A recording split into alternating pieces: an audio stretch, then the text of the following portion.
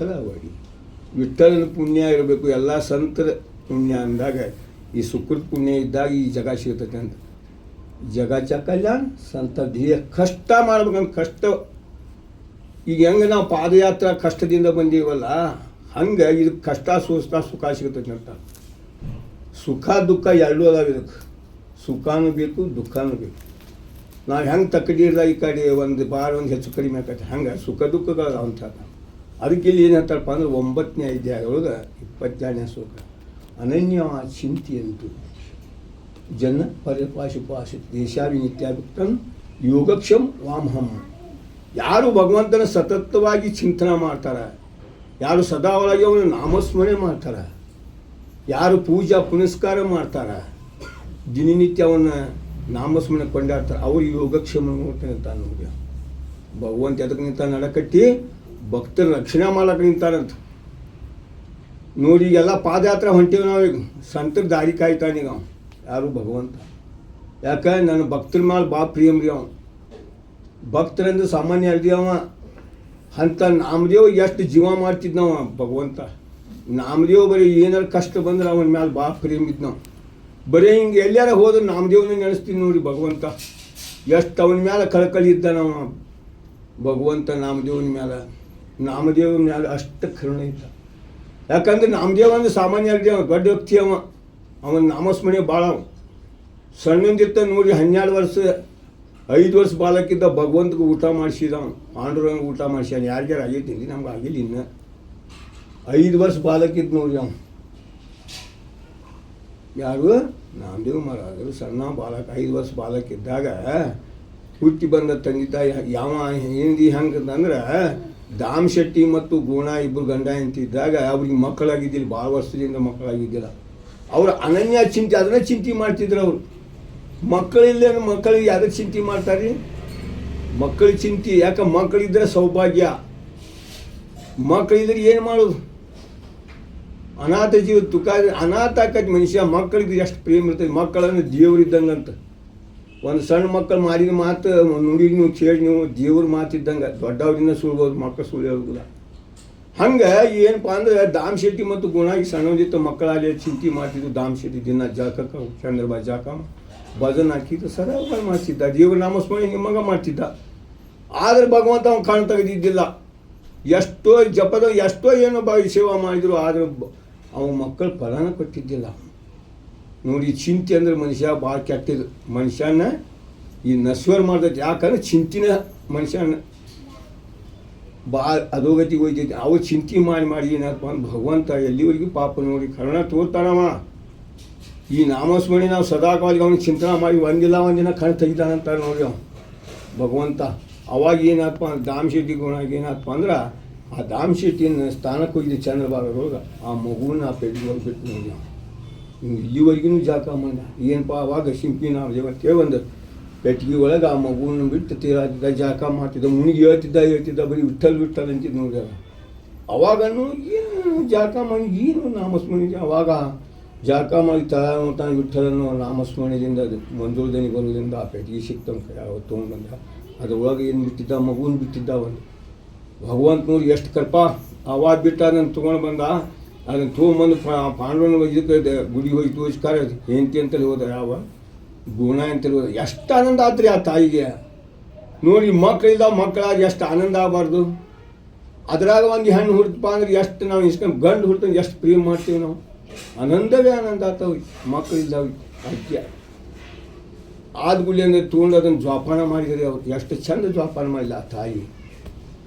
ಆ ಮಗು ಏನಾದಪ್ಪ ಅಂದ್ರೆ 5 ವರ್ಷ ಬಾಲಕ ಹಾದ ಬೋರಿ ಅಂಡಂಗೆ ಬೆಳೆಸ್ಬಿಟ್ಲು ಮಗನ. ಒಬ್ಬ ಮಗ ಅಂದ್ಕೊಳ್ಳೆ ಹಾಲು ನೋಡಿ ಆಗಿಂದಾಗ ತಾಯಿಗೆ ಹಾಲು ಬರ್ತಿದ್ದಿಲ್ಲ. ಎಲ್ಲಿ ಮಕ್ಕಳಲ್ಲಿ ಎಲ್ಲಿಂದ ಹಾಲು ಬರ್ಬಿಟ್ಟು ಅವು.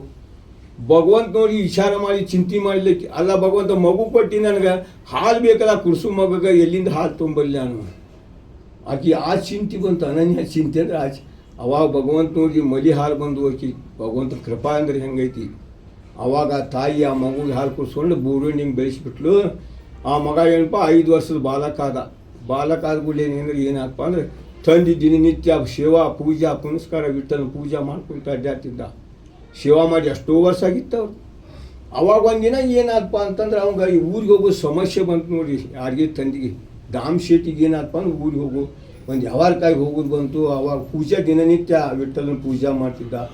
ಅವಾಗ ಏನಾದಪ್ಪ ಅಂದ್ರೆ ಹೇಳಿದ ಹೆಂಡತಿಗಿಲ್ಲ, ನಾನು ಊರಿಗೆ ಹೋಗಿ ಬರ್ಬೇಕಾಯ್ತಿ, ಈ ಮಗುನ ಕಾಯಿ ಎಲ್ಲ ಪೂಜೆ ಪೂಜೆ ಮಾಡ್ಕೊಂಡು ಬರ್ತಾನೆ ನಾಮದೇವ್ ಅಂತೇಳಿ ಅವಾಗ ಅವನಿಗೆ ನಾಮದೇವ್ ಅಂತ ಹೆಸರು ಇಟ್ಟಿದ್ರು. ಅವಾಗ ಏನಾದಪ್ಪ ಅಂದ್ರೆ ಹೇಳಿ ಹೋಗಿಬಿಟ್ಟ ಸಣ್ಣ ಬಾಲಕ ನೋಡಿ, 5 ವರ್ಷದ ಬಾಲಕ.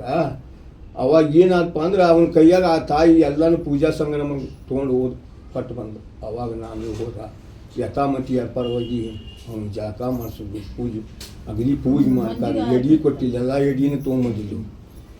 ಏನಂತ್ರಿ ಅವಾಗ ಏನಾದಪ್ಪ ಅಂದ್ರೆ ಆ ಎಡಿ ತೊಗೊಂಬಂದಕಾರ ಎಲ್ಲ ಪೂಜಾ ಸಂಗ್ರಮ ಕೊಟ್ಟಕಾರ, ಎಡಿ ಕೊಟ್ಟು ಹೋದ್ಲು.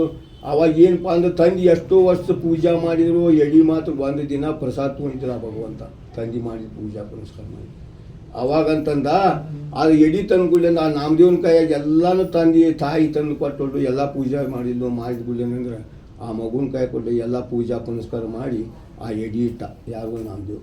ಅವಾಗ ಹೇಳಿದ ಭಗವಂತ, ಇವತ್ತು ನನಗೆ ಊಟ ನೀ ಪ್ರಸಾದವನ್ನು ಸ್ವೀಕಾರ ಮಾಡ್ಬೇಕಂತೇಳಿ ಆ ಮಗು ಹಠ ತೊಟ್ಟು ನೋಡಿ. ಮನುಷ್ಯ ನನಗೆ ಎಷ್ಟು ಇದನ್ನೈತಿ ಹಠ ತೊಟ್ಕೊಳ್ಳಿ. ಏನಪ್ಪ ಅಂತಂದ್ರೆ ಅಲ್ಲಿ ಇಲ್ಲಿವರೆಗೂ ತಂದೆ ಪೂಜೆ ಮಾಡಿ ಒಂದಿನ ಪ್ರಸಾದ ತೊಗೊಂಡಿಲ್ಲ. ಇವತ್ತು ಈ ಮಗು ಎಷ್ಟು ಹಠ ತೊಡುತ್ತೆ ಅಂಥೇಳಿ ಮಗ ತಂದೆ ಪಾಂಡುರಂಗೆ ಎಷ್ಟು ಕರುಣಾವಂತಿದ್ದ ನೋಡಿ. ಅಲ್ಲಿ ಆ ಮಗು ಅಂತಕ್ಕೆ ಇವತ್ತು ನೀ ಪ್ರಸಾದ ಮಾಡಲಿಲ್ಲ ಅಂತಂದ್ರೆ ನನಗೆ ಭಾಳ ಇದನ್ನಕಪ್ಪ ಅಂತ ಹೇಳಿ ವಿಚಾರ ಮಾಡೋಕತ್ ಬರ್ತು. ಯಾಕಂದ್ರೆ ಪಾಂಡುರಂಗ ಯಾರು ಎಡಿಯನ್ನು ಇಲ್ಲಿವರೆಗೂ ಯಾರು ಪ್ರಸಾದ ತೊಗೊಂಡಿಲ್ಲ. ಆ ಸಣ್ಣ ಬಾಲಕನ ಮಾತು ಕೇಳ್ಬೇಕಾತ್ ನೋಡ್ರಿ ಅವ ಭಗವಂತ. ಅವಾಗ ಏನು ಮಾಡಿಪ್ಪ ನಾಮದೇವ ಸಣ್ಣ ಬಾಲಕಿದ್ದಾಗ ನೀ ಏನಪ್ಪ ಮತ್ತು ಊಟ ಮಾಡಲಿಲ್ಲ ನನಗೆ ಮನೆಯೊಟ್ಟು ಈ ಥರ ಪ್ರಸಾದವನ್ನು ಸ್ವೀಕಾರ ಮಾಡೋದು ಅಂತ ಹೇಳ್ತಾರೆ. ಯಾವ ಹುಡುಗ ಭಾಳ ಏನು ಮಾಡತ್ತೀರಿ ಹೀಗೆ ಮಾಡತ್ತ. ಅವಾಗ ಭಗವಂತ ಇನ್ನು ಈ ಮಗುವಿನ ಮನಸ್ಸು ನಾವು ಕೆಡಿಸ್ಬಾರ್ದು ಅಂತೇಳಿ ಭಗವಂತ ಮರೀಲಿ ಬಂದು ಊಟ ಮಾಡ್ತೀನಿ ನೋಡಿ. ಪ್ರಸಾದವನ್ನು ತಗೋತಿದ್ದ, ಆ ಎಡಿನಿಟ್ಟು ಸಜ್ಜಿದ ಆ ಮಗುವಿನ ಪ್ರಸಾದವನ್ನು ಭಗವಂತ ಮರೀಲಿ ಊಟ ಮಾಡಿ ನೋಡಿ. ಅವಾಗ ಮತ್ತು ಏನು ಊಟ ಮಾಡಿದಿಂದ ಏನಾದಪ್ಪ ಅಂದ್ರೆ ಆ ಪಾಂಡವ ಏನಪ್ಪ ಇದನ್ನು ಯಾರು ಊಟ ಮಾಡೇನಂತ ಎಲ್ಲಿ ಹೇಳಕ್ಕೆ ಹೋಗ್ಬಾರ್ದಂತ ಆ ಮಗು ಹೇಳಿ ಕಳಿಸಿದ್ ನೋಡಿ. ಯಾರೂ ಬಿಟ್ಟಲ್ಲ, ಯಾರು ನಾವು ಸಣ್ಣ ಬಾಲಕ 5 ವರ್ಷದ ಬಾಲಕ ಹೇಳಿದ ಇದನ್ನು ಊಟ ಮಾಡಿ ಅಂತ ಯಾರ ಮುಂದೆ ಹೇಳ್ಬಾರಪ್ಪ. ಅವಾಗ ಆ ಪ್ರಸಾದದ ಎಲ್ಲ ಸಾಮಗ್ರಿಗಳನ್ನು ತೊಗೊಂಡು ಮನೆಗೆ ಬರ್ತಾನೆ. ತಾಯಿ ಕೇಳ್ತಾ ಅಲ್ಪ ಇಲ್ಲಿವರೆಗೆ 10 ವರ್ಷಗಟ್ಟಲೆ ನಿಮ್ಮ ಅಪ್ಪ ಪೂಜೆ ಮಾಡಿ ಒಂದಿನ ಪ್ರಸಾದ ಊಟ ಮಾಡಿಲ್ಲ ಭಗವಂತ, ಮತ್ತು ಈ ಹೆಂಗೆ ಊಟ ಮಾಡಿಸಿದ್ವಿ ಬರೀ ಖಾಲಿ ತಾಟು ಮಂದಿ ಏನು ಊಟ ಮಾಡಿ ಬಂದೀವೋ ಏನು ಯಾರಿಗಾರು ಕೊಟ್ಟು ಬಂದಿ ಅಂತೇಳಿ ತಾಯಿ ಆ ಮಗುವಿನ ಪ್ರಶ್ನೆ ಮಾಡಕತ್ತು ನೋಡಿ. ಅವಾಗಂತ ನಿಲ್ಲವ ನಾನು ಭಗವಂತಗೆ ಊಟ ಮಾಡಿಸೀನಿ ಅಂತೇಳಿ ಧರ್ಮದಿಂದ ಸತ್ಯವಾಗಿ ಹೇಳ್ತಾ. ಅದಕ್ಕೆ ಸಣ್ಣ ಹುಡುಗರು ಮಾತೇನಪ್ಪ ಸತ್ಯವಂತ ಮಾತೈತಿ. ಅದಕ್ಕೆ ಆ ಮಗು ಏನು ಮಾಡಪ್ಪ ಅಂದ್ರೆ ಊಟ ಮಾಡಿಸೇನೂ ನಿರ್ಧಾರ ತೊಗೊಂಡ್ರಿ ಅವ. ಅವಾಗಂತಂದ ಅವು ಏನು ಈ ಸಮಸ್ಯೆಯನ್ನು ಬಗೆಹರಿಸ್ಬೇಕಂದ್ರೆ ಅಷ್ಟೊಂದು ತಂದೆ ಊರಿಂದ ಬಂದಂದ ಏನಪ್ಪ ಇದು ವಿಚಾರ ಅಂತಂದ. ಎಲ್ಲಿ ನೀವು ಇಷ್ಟು ವರ್ಷ ಪೂಜೆ ಮಾಡಿದ್ರಿ, ಒಂದು ದಿವ್ಸ ಪ್ರಸಾದ ತೊಗೊಂಡಿಲ್ಲ ಭಗವಂತ. ಈ ಮಗು ಸಣ್ಣ ಬಾಲಕ ಎಲ್ಲನೂ ಸಾಮಗ್ರಿಗಳನ್ನು ಕೊಟ್ಟು ಎಡಿ ಕೊಟ್ಟು ಬಂದ್ರೆ ಇವತ್ತು ಪ್ರಸಾದ ಭಗವಂತಗೆ ಊಟ ಮಾಡಿಸ್ಯಾನ ಎಷ್ಟು ಆಗದ್ದಾಗೈತಿ ಅಂತಂದ.